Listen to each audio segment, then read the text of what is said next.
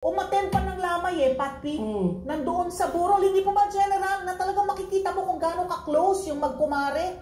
Napakahirap paniwalaan na sila yung utak. General, ano po ba yung pinangahawakan natin na talagang ibigay yung mag-asawang suspect?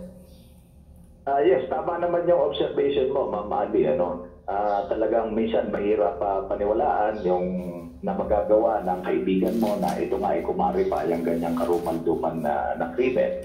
But base doon sa ating pag-iimbestiga at sa mga hawak nating ebidensya, ay meron silang pagkakautang na nagkakahalaga ng 13 million pesos. Good morning po at magandang umaga sa lahat ng ating tagapakinig. Oo. Unang-una na, General, congratulations sa inyong team dyan sa Region 3 dahil makaraan po ang isang linggong surveillance, Nangyari po yung pananambang sa mag-asawang Lerma at Arvin Lulu no October 4 at kahapon October 15. Nagpresenta na po kayo ng mga suspect. Pag-usapan po natin yung mga suspect na inyong nahuli. 7 so far in police custody. Meron pa ba po kayong tinutugis o yung 7 suspect na yun na po yun? Yes, ma'am. Yung 7 pong suspect na na-arresto natin ay sila na po yung talagang lahat ng tao may kinalaman dito sa pagpatay sa mag-asawang Lulu. So General po, yung mag-asawa po na napatay po si Lerma at si Arvin Lulu, yung mga suspects rin po ninyo, mag-asawa rin ho ba yun na may utang? Pakikwento po paano nyo po natuntunan na sila po ang naging suspects po ninyo?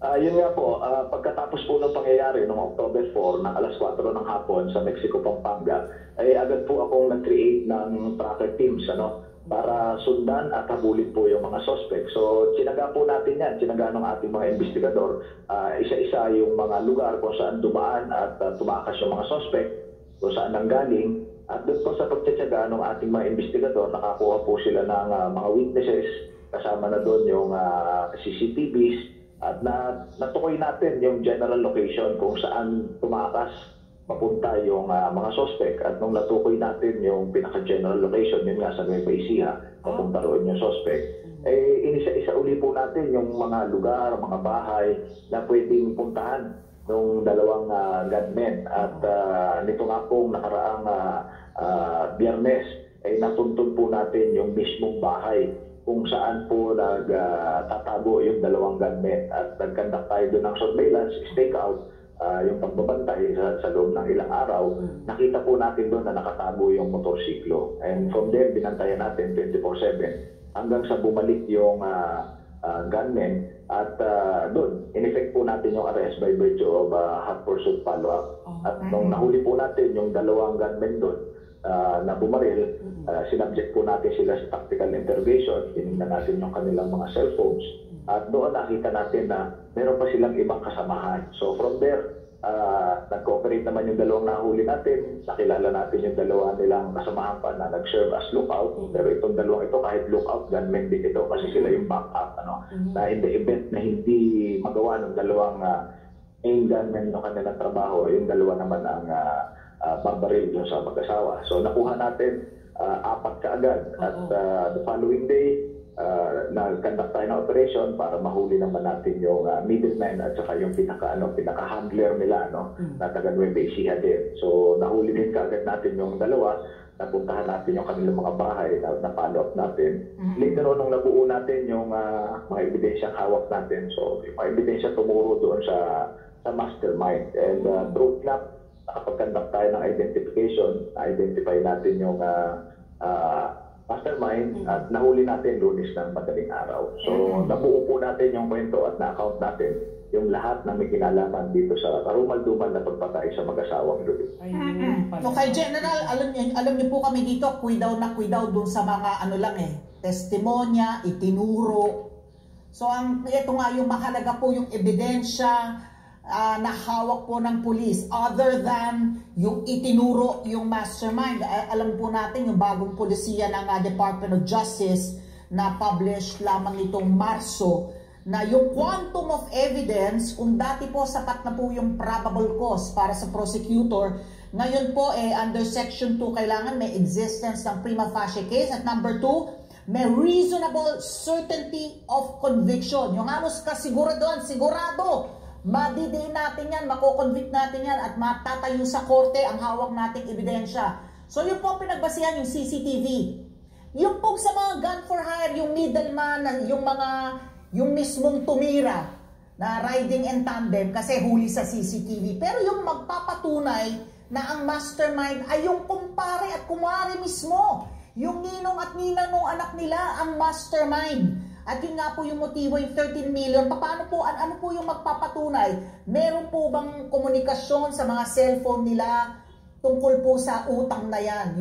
Yung ebidensya po na ididiin yung mga mastermind. Kasi alam niyo po, General, binuksan ko yung Facebook post, Facebook account nitong si JM Reyes.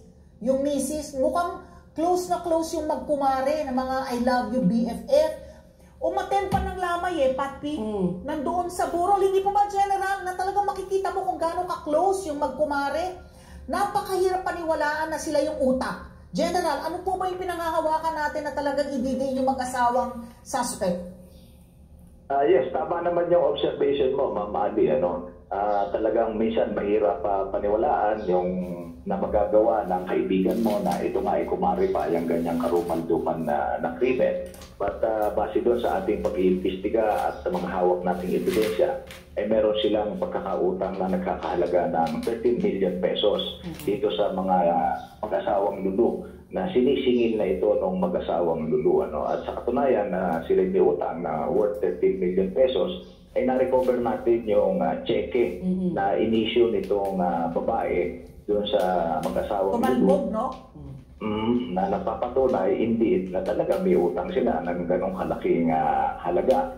At base doon sa conversation sa cellphone ng mga gunmen at ng mga gun for hire na nahuli natin, talagang sinasabi na papatayin yung mag-asawa, papasukin sa bahay, at ang importanteng makuha ay yung cellphone ng mag-asawa at yung cheque na nai-issue. So those are some of the pieces of evidence, physical evidences na nasa kamay natin na magtuturo na itong mag-asawang kumare ng mga biktima ay talagang indeed may kinalaman doon sa pagpatay sa kanila. That is aside from extrajudicial confession ng isang gunman.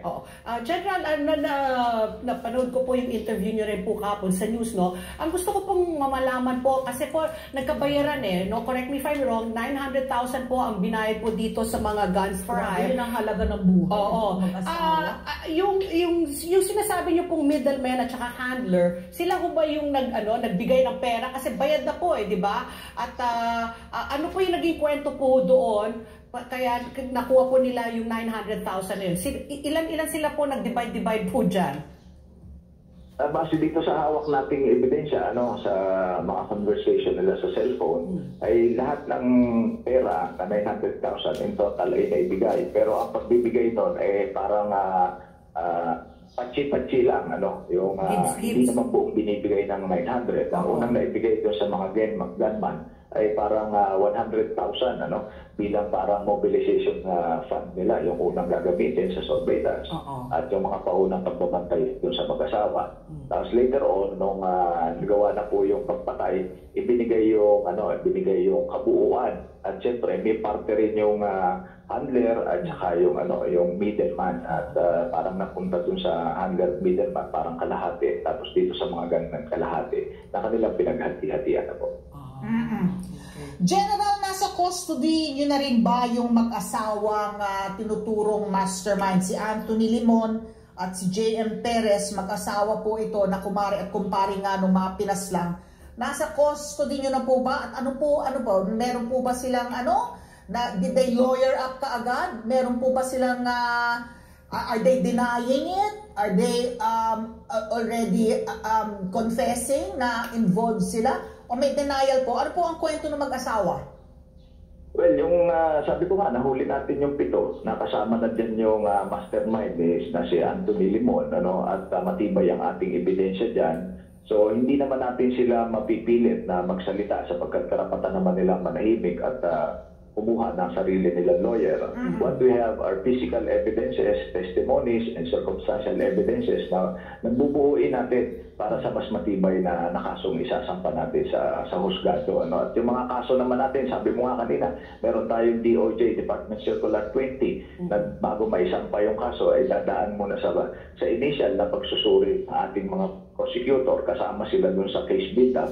Nasa ganon, pag sinampa yun, ayun, magkakaroon ng absolute certainty of conviction yung sinasabi mo nga kanina. Opo. So, General Red, lahat ng ebidensya po hawak ninyo kasi base po sa mga balita, sinabi daw dun sa mga guns for hire na kailangan daw i-retrieve yung cheque para walang ebidensya na may pag-utang sila na 13 million at saka yung cellphone na mag-asawa para po walang trace na yung mga pag-usapan. So ito, mga hawak nyo po ito, yung cheque na nagkakalaga ng 13 million at saka yung mga cellphone po ng mag-asawang Lulu.